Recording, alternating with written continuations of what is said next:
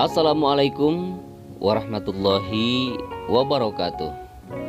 Jumpa lagi sahabat-sahabatku tercinta GP Mania dimanapun Anda berada, dari Sabang sampai Merauke di seluruh pelosok tanah air. Semoga hari ini kita selalu diberikan kesehatan lahir batin dan juga dimudahkan dalam segala urusan, juga dimurahkan rezekinya. Amin ya robbal alamin. Baik sahabat, sebelum lanjut ke videonya, jangan lupa pastikan sahabat semua sudah subscribe channel ini, kemudian juga like. Silahkan apabila ada pertanyaan, tinggalkan pertanyaan sahabat di kolom komentar. Dan apabila perlu, silahkan share video ini ke sosial media Anda. Terima kasih sudah mengklik dan menonton video ini. Biasakan menonton video dari awal sampai akhir agar tidak ketinggalan informasi dan juga tidak gagal paham. Terima kasih. Baik sahabat, kita akan melihat kilas balik tentang pembangunan sirkuit MotoGP Mandalika. Kita lihat dari 10 bulan yang lalu, tepatnya di bulan Juni tahun 2020.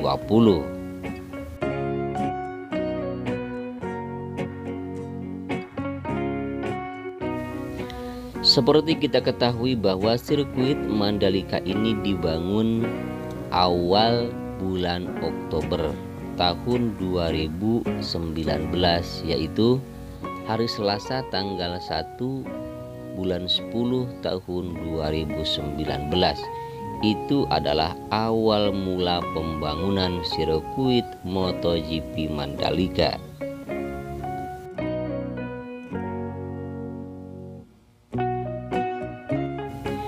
Anggaran untuk pembuatan atau pembangunan sirkuit MotoGP Mandalika ini kurang lebih mencapai 800 miliar rupiah.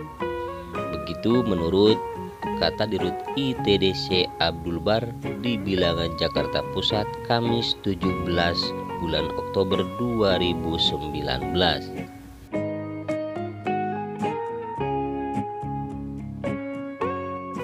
Sementara itu, Abdul Bar pun mengatakan untuk membangun kawasan Mandalika, ITDC mendapatkan pinjaman dana dari ASEAN Infrastructure Investment Bank sebesar kurang lebih 248,4 juta US dollar atau sekitar 3,4 triliun.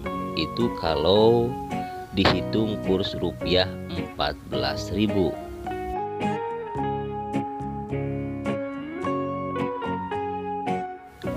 Kemudian Abdul Bar juga menegaskan bahwa untuk kawasan pendukungnya, yaitu kawasan KEK Mandalika, Abdul Bar menyebutkan bahwa Vinci Construction Grants Project yang merupakan perusahaan besar dari Prancis akan mengembangkannya untuk investasi senilai kurang lebih 1,3 miliar US dollar atau 18,2 triliun kalau kurs rupiah 14.000.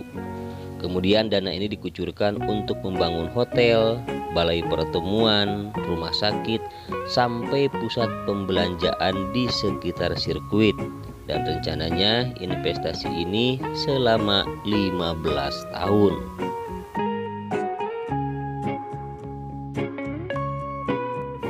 Baik sahabat, silahkan perhatikan dengan seksama. Ini adalah kondisi sirkuit MotoGP di 8 bulan yang lalu, tepatnya di bulan Agustus 2020, bahwa di tikungan pertama pun masih seperti ini.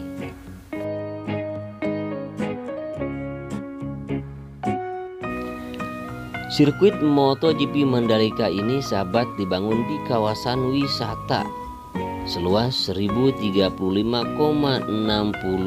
hektar yang berlokasi di Kabupaten Lombok Tengah, Nusa Tenggara Barat, tepatnya di Kecamatan Pujut. KEK atau Kawasan Ekonomi Khusus Mandalika ini ditetapkan melalui Peraturan Pemerintah atau PP Pemerintah Nomor 52 Tahun 2014. KIK Mandalika ini termasuk dari 5 KSPN atau Kawasan Strategis Pariwisata Nasional. Di antara kelima tempat tersebut adalah Danau Toba, Borobudur, Lombok, Labuan Bajo, dan Manado, Likupang, Bitung.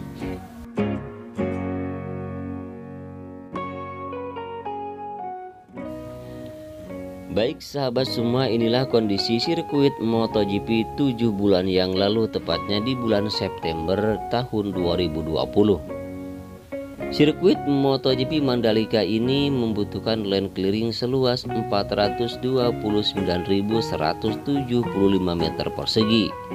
Kemudian dilengkapi dengan pagar beton precast keliling sepanjang 5.502 meter. Kemudian untuk galian tanah trek sepanjang sirkuit mencapai 239.065 meter. Kemudian timbunan tanah mencapai 225.846 meter kubik. Kemudian juga termasuk ada ground improvement seluas 5.481 meter persegi.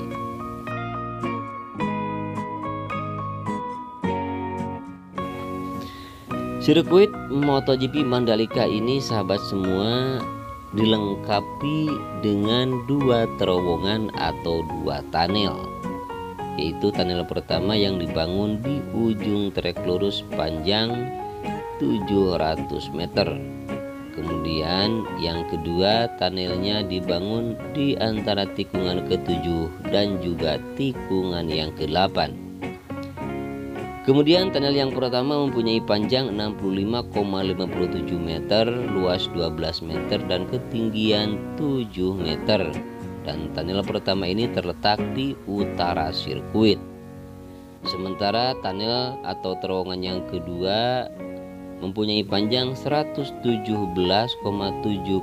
meter seperti yang kita lihat di depan ini.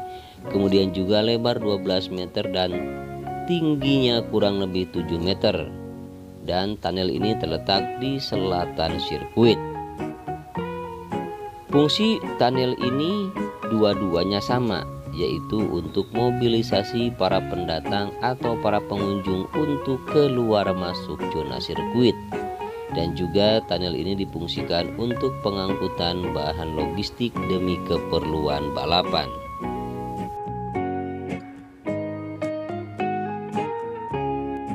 Dan seperti ini sahabatku tercinta, tikungan yang ke-10 di 7 bulan yang lalu, tepatnya di bulan September tahun 2020.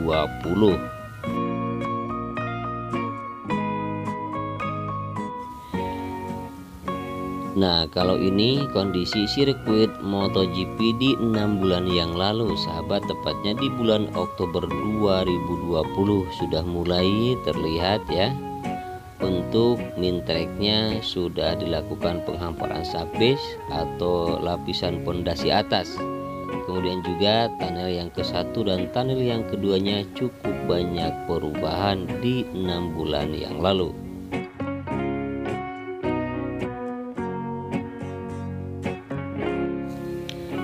Selain dibangun di tepi pantai Kuta Mandalika, sirkuit ini juga dibangun di antara bebukitan-bebukitan yang mengelilingi sirkuit Mandalika. Jadi sirkuit ini akan kelihatan lebih indah dan lebih megah karena nanti juga di sirkuit Mandalika ini akan ada taman bunga, yaitu bukit-bukit yang ada di sirkuit seperti di sebelah kiri tikungan yang pertama sampai tikungan yang kelima nanti akan disulap menjadi pink hill, karena bukit itu nanti akan ditanami bunga bougainville atau kita sering menyebutnya dengan bunga kertas atau kembang kertas.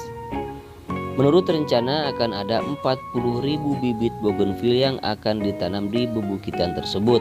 Namun sampai video ini dibuat bahwa baru ada 5.000 bibit yang baru ditanam di bebukitan tersebut, dan untuk sisanya 35.000 lagi akan menyusul untuk penanamannya.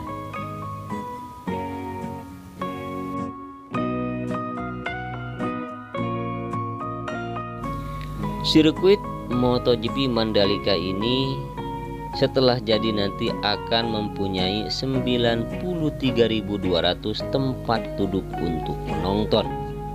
Kemudian juga akan ada 138.700 area tanpa tempat duduk. Dan juga termasuk hospitality suite yang mampu menampung 7.700 penonton. Dan termasuk 5 grandstand yang berkapasitas 150.000 penonton yang terletak di tepi pantai Kuta Mandalika.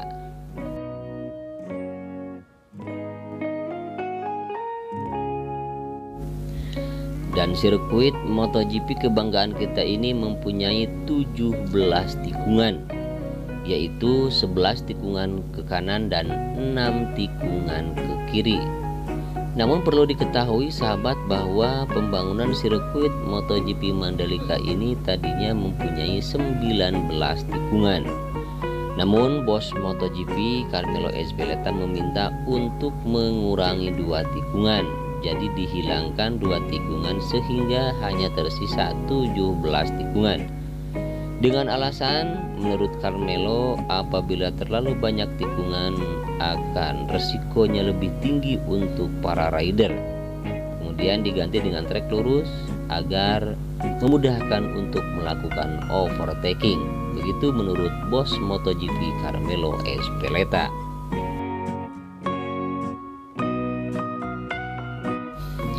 Pembangunan sirkuit MotoGP Mandalika ini banyak sekali untuk membangun drainase sahabat, seperti yang kita lihat di depan ini. Ini adalah drainase di tikungan yang ke-13, drainase yang sangat besar sekali yang memotong lintasan. Jadi drainase yang memotong lintasan di sirkuit Mandalika ini ada di titik tikungan yang pertama, tepatnya di ujung trek lurus. Kemudian juga di tikungan yang keempat, di tikungan yang ke-7, di tikungan ke-11, di tikungan ke-13, dan di tikungan ke-14. Itu adalah drainase yang memotong lintasan yang utama.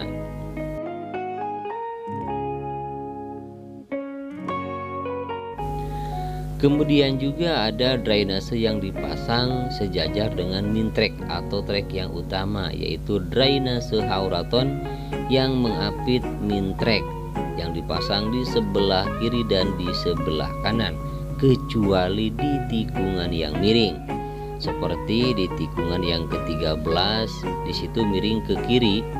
Jadi untuk sebelah kanannya tidak dibangun atau dipasang drainase hauraton karena kemiringan ke kiri dan airnya sudah mengalir ke kiri, jadi sebelah kanan tidak perlu dipasang.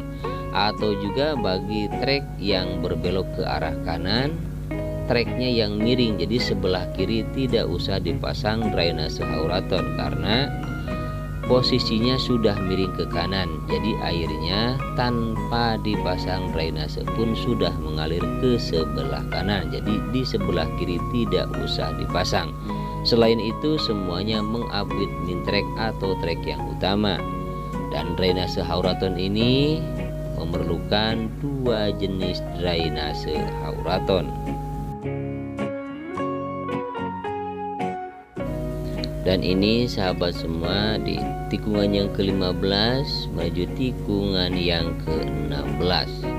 Jadi kondisi 4 bulan yang lalu masih seperti ini sahabat, tepatnya di bulan Desember 2020.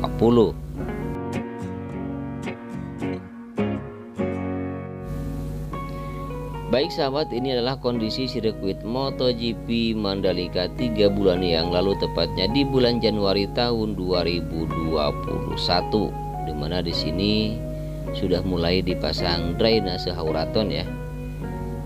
Baik sahabatku tercinta, sirkuit MotoGP Mandalika ini ditargetkan selesai bulan Juni 2021, sedangkan sekarang sudah bulan April 2021.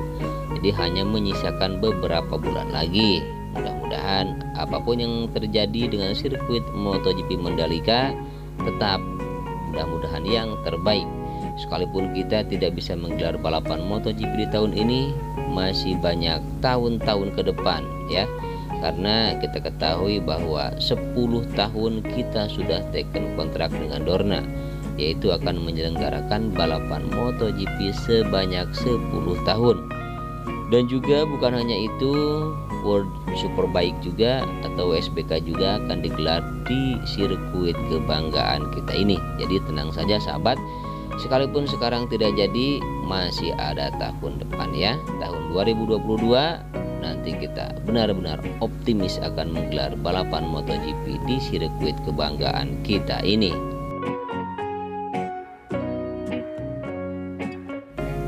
Kemudian untuk pemasangan drainase yang lain sahabat semua, selain drainase yang memotong lintasan juga ada drainase wisbeton yang dipasang seperti di bagian samping inner line atau juga di samping outer line atau juga di sisi kiri atau di sisi kanan sirkuit ya, seperti wisbeton yang berbentuk kotak, kemudian juga yang bulat yang berbentuk pipa yang kecil, dan juga wisbeton yang besar seperti yang dipasang di sebelah kanan tikungan ke-14. Itu adalah merupakan wisbeton terbesar yang ada di sirkuit Mandalika sahabat, jadi besar sekali. Kemudian juga seperti yang di tikungan yang ke-10 ya, tepatnya menuju tikungan yang ke-11 di sebelah kanan di samping bukit. Kemudian juga di samping kirinya terletak di outer line, di sana dipasang wisbeton juga. Dan hampir kebanyakan drainase di sirkuit MotoGP Mandalika ini benar-benar dibangun untuk meminimalisir ataupun juga untuk mengantisipasi kalau sudah jadi nanti sirkuit MotoGP ini tidak akan digenangi air atau banjir. Jadi diharapkan dengan banyak pembangunan drainase nanti air akan mengalir dengan lancar dan langsung dibuang ke Laguna.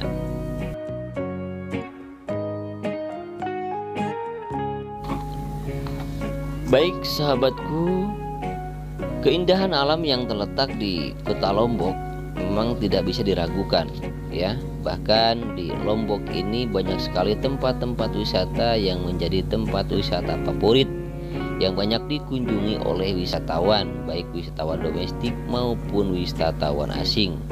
Terutama di sirkuit MotoGP Mandalika ini adalah dibangun di kawasan pantai Kota Mandalika. Jadi nanti selain kita bisa menikmati balapan, kita juga nanti akan disuguhkan dengan panorama keindahan pantai Kota Mandalika.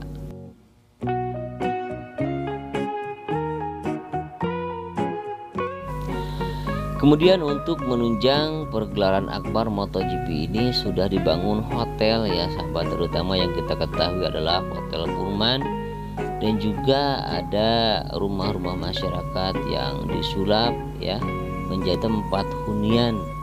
Kemudian ada juga pembuatan rumah sakit yang sudah kita ketahui bahwa pembuatan rumah sakit itu sudah selesai ya, hanya tinggal persiapan terakhir. Kemudian juga sudah dibangun masjid ya, kita ketahui di tikungan yang ke-14 masih ada masjid di sana yang belum dipindahkan ya, ataupun juga belum diselesaikan untuk pengerjaan belah kiri atau bagian outer di tikungan itu. Sebenarnya sudah clear sahabat semua, namun belum dipindahkan karena masih digunakan, karena masjid penggantinya masih belum selesai, dan sampai saat ini baru pemasangan fondasi dan juga pemasangan besi beton.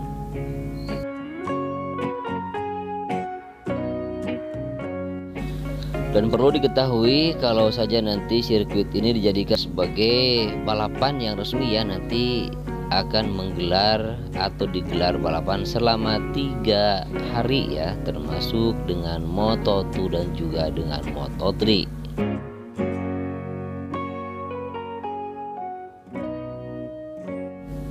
Baik, untuk tahap pengaspalan sendiri yang dilakukan di sirkuit MotoGP Mandalika ini adalah dilakukan dengan 3 lapis aspal atau 3 kali pengaspalan.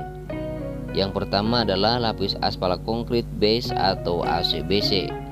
Nah, lapisan ini sahabat semua adalah merupakan satu campuran dari aspal dan agregat yang kemudian dipadatkan dalam keadaan panas. Lapisan ini terletak di bawah lapisan pengikat atau lapisan ACBC. Kemudian fungsi lapis aspal pertama ini adalah menahan beban, memberikan dukungan pada lapisan permukaan, kemudian juga mengurangi legangan dan regangan terhadap subgrade atau tanah dasar. Nah, itu adalah merupakan tahap pengaspalan yang pertama.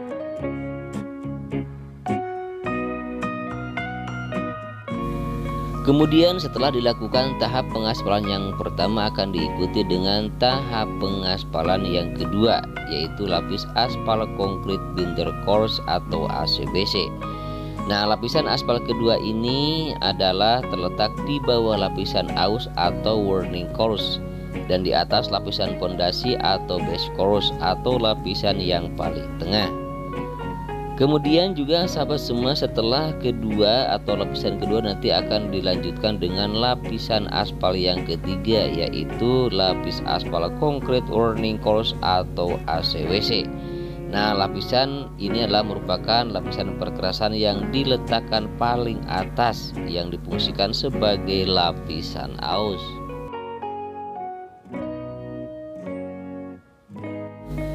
Dan untuk lapis aspal ketiga ini adalah bersifat non struktural ya. Jadi aspal ini dapat menambah ketahanan daya perkerasan terhadap penurunan mutu ACWC. Nah, aspal ini merupakan jenis aspal yang paling halus bila dibandingkan dengan jenis aspal yang lain atau yang tadi dua tersebut.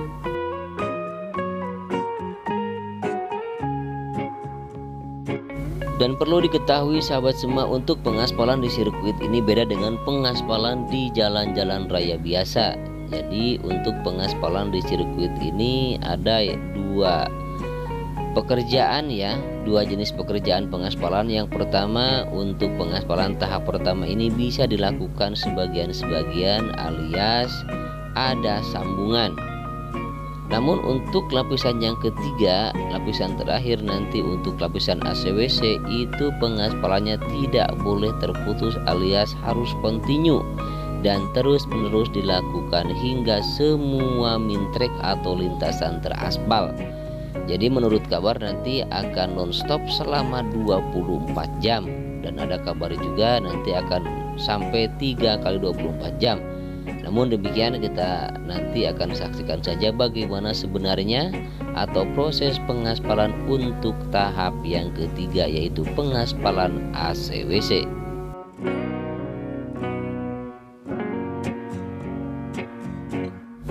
Baik sahabat, ini adalah 3 minggu yang lalu ya, bulan April, masih bulan April 2021, dimana di sini untuk penanaman rumputnya sudah hijau dan juga sudah mulai dilakukan penghamparan di area gravel, kemudian juga untuk penyempurnaan dan pemasangan atau penyambungan drainase hauraton, kemudian juga banyak sekali yang dikerjakan, terutama difokuskan untuk mintrek atau trek yang utama. Dan juga di sini kita lihat wis beton banyak sekali yang berderet dan juga menggali untuk pemasangannya.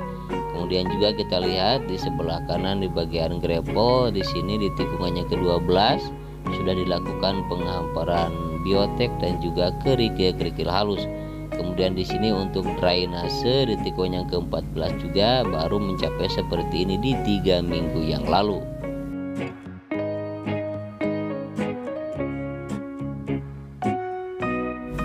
Dan kita lihat di 3 minggu yang lalu ini sahabat semua, untuk pemasangan drainase hauraton dan juga untuk pemasangan pagar pembatas ya. Dan kabar bagi sahabat semua bahwa di sirkuit Mandalika ini mempunyai trek lurus panjang 700 meter yang ada di depan kita ya. Nah, kemudian nanti di sebelah kirinya akan dibangun pedok dan juga di sebelah kanan nanti itu akan dibangun tribun untuk penonton. Jadi membentang dari mulai trek lurus hingga hampir mencapai ke tikungan yang pertama.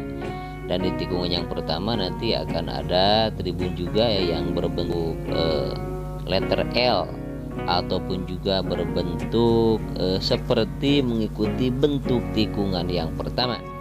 Dan ini adalah 2 minggu yang lalu sahabat semua, dimana di sini dilakukan pengaspalan untuk di tikungan yang pertama ya. Dan kemudian kemudian juga ini persiapan pemberian frame coating di tikungan yang kedua hingga tikungan yang keempat.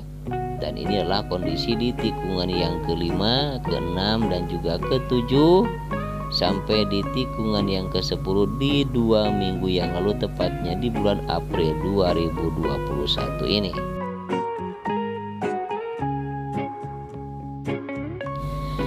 Baik, tiba di ujung video sahabat semua. Inilah video ulasan tentang kilas balik sirkuit MotoGP Mandalika dari 10 bulan yang lalu. Sengaja saya buat apabila ada sahabat semua yang belum melihat progres pembangunannya dari awal ya. Dan tiba di ujung video, akhirnya saya Endri Atasiki pamit undur diri. Mohon maaf apabila ada kesalahan, kekurangan, dan juga kekeliruan di dalam memberikan informasi seputar sirkuit MotoGP Mandalika ini. Nanti kita siang ya akan update terbaru tentang progres pembangunan sirkuit MotoGP Mandalika, dan kita akan pantau terus tiap hari ya untuk melihat pengerjaan dan apa saja yang dicapai di sirkuit MotoGP kebanggaan kita ini. Jadi nantikan video-video saya selanjutnya, dan nanti siang kita akan update video terbaru di hari ini. Baik, demikianlah sahabat semua. Akhirnya saya Endri Atasiki pamit undur diri. Wassalamualaikum warahmatullahi wabarakatuh.